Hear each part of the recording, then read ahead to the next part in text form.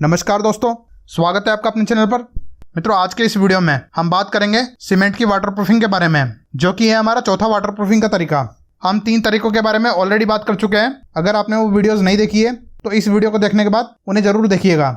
उनका लिंक आपको आई बटन और डिस्क्रिप्शन में मिल जाएगा, और हो सके तो उन तीनों वीडियोस को मैं अपनी एंड स्क्रीन में भी डाल दूंगा, ताकि आप जैसे इस वीडियो को पूरा देख लें वैसे ही आप उन वीडियोस को प्ले कर सकें।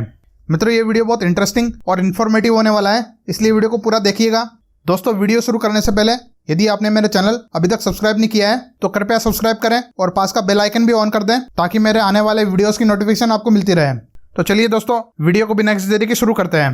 मित्रों, सीमेंट से वाटरप्रूफिंग करने के हमारे पास 3 तरीके होते हैं, मतलब हम 3 तरीकों से वाटरप्रूफिंग कर सकते हैं।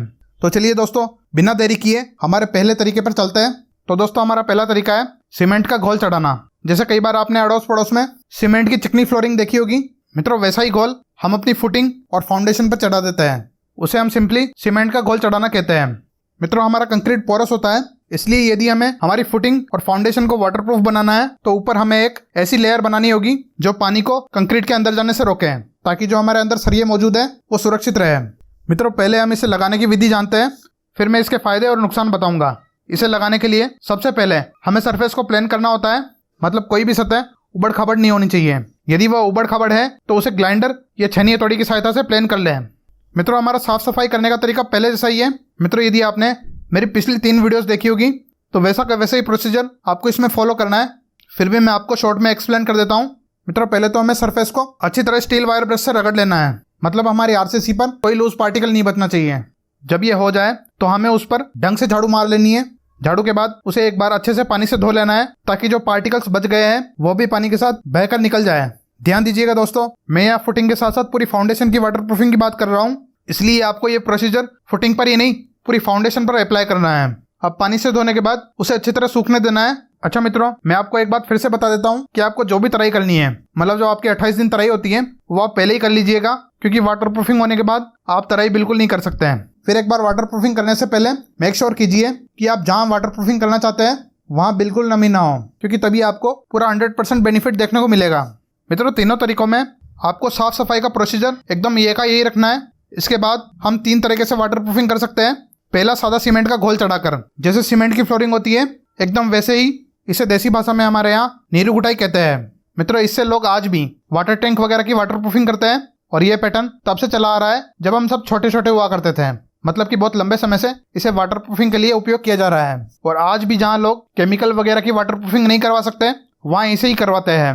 इसमें सिंपली सीमेंट के घोल का इस्तेमाल किया जाता है, और इसे करने के बाद इसकी सरफेस बड़ी चिकनी और लगभग नॉन पोरस हो जाती है। इसकी चिकनाहट का अंदाजा आप इस बात से लगा सकते हैं कि पहले के जमाने में इससे एक झूला बनाया जाता था जिसपे बच्चे फिसलते थे, जिसे हम देसी भाषा में लिपस पट्टी या फिसल पट्टी कहते हैं। उसकी सरफेस पर भी सीमेंट के घोल का इस्तेमाल किया जाता था। तो आप ये सोच सकते हैं कि ये कितना चिकना और नॉन पोरस होता होगा। उम्मीद है आप समझ गए होंगे कि मैं किसकी बात कर रहा हूँ। आपके या नीरू गुटाई को क्या कहते हैं मुझे कमेंट सेक्शन में जरूर बताइए। मित्रों, अब बात करते हैं इसके फायदे नुकसान की। तो सबसे पहले हम इसके फायदे की बात कर लेते हैं। अगर इसका पहला फायदा देखें तो ये एक स्ट्रॉन्ग कोटिंग होती है। इसका दूसरा फायदा है कि ये ऑलमोस्ट नॉन पोरस और चिकनी होती है। इसका तीसरा फायदा है कि ये बहुत सस्ती पड़ती है। चौथा फायदा, इसे करने के लिए कोई स्पेशल मजदूर की आवश्यकता नहीं होती, कोई भी सिंपल मजदूर इसे कर सकता है। इसका 5वां फायदा है कि इसे करने का सामान आपको हर जगह उपलब्ध हो जाएगा, क्योंकि सीमेंट तो आपको अपनी साइट पर ही मिल जाएगा, आपको कहीं जाने की आवश्यकता नहीं है। तो फ्रेंड्स, ये तो हो गए इसके कुछ फायदे। अब आते हैं इसके नुकसान पर। इसका सबसे बड़ा नुकसान यह है कि इसमें क्रैक्स पड़ जाते हैं, जिससे इसकी पानी को रोकने की एफिशिएंसी काफी कम हो जाती है, क्योंकि पानी क्रैक्स के थ्रू अंदर चला जाता है। मित्रों, इसकी एफिशिएंसी कम है, लेकिन आप ये न समझे कि ये बेकार है। कुछ ना होने से अच्छा है कुछ होना। और मैंने हमारे आसपास लगभग 90% से ज्यादा घरों में देखा है कि वाटर टैंक हो या और कोई पानी का स्रोत, वहाँ वाटरप्रूफिंग के लिए इसी विधि को इस्तेमाल किया जाता है, और ये बहुत अच्छी चलती है।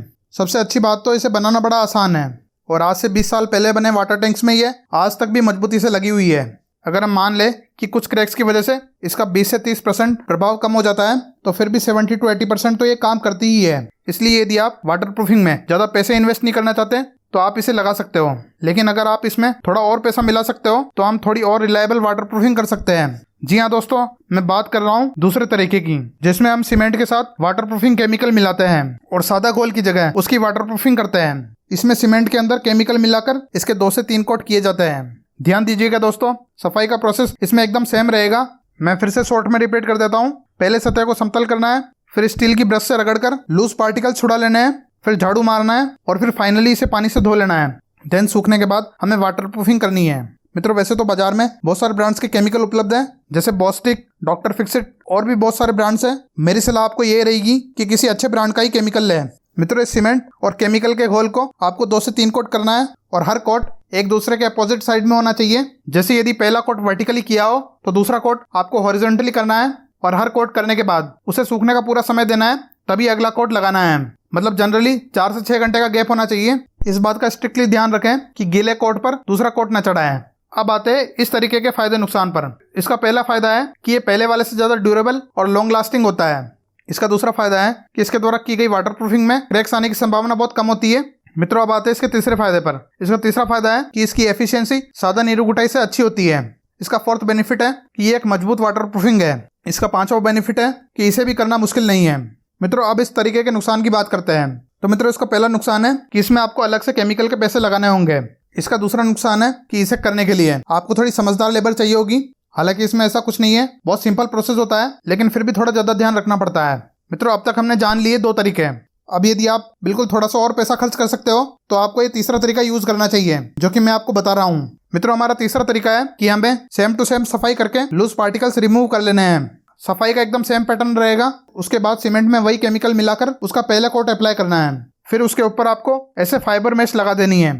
अब कई लोगों के मन में सवाल आ रहा होगा कि यह फाइबर मेश क्या होती है। तो मित्रों ये एक प्रकार से हमारी वाटर प्रूफिंग के लिए रीइंफोर्समेंट का काम करती है और वाटर प्रूफिंग को आपस में बांध कर रखती है, जिससे हमारी वाटर प्रूफिंग में क्रैक्स नहीं आते और हमारी वाटर प्रूफिंग बहुत लंबे समय तक फटती नहीं है।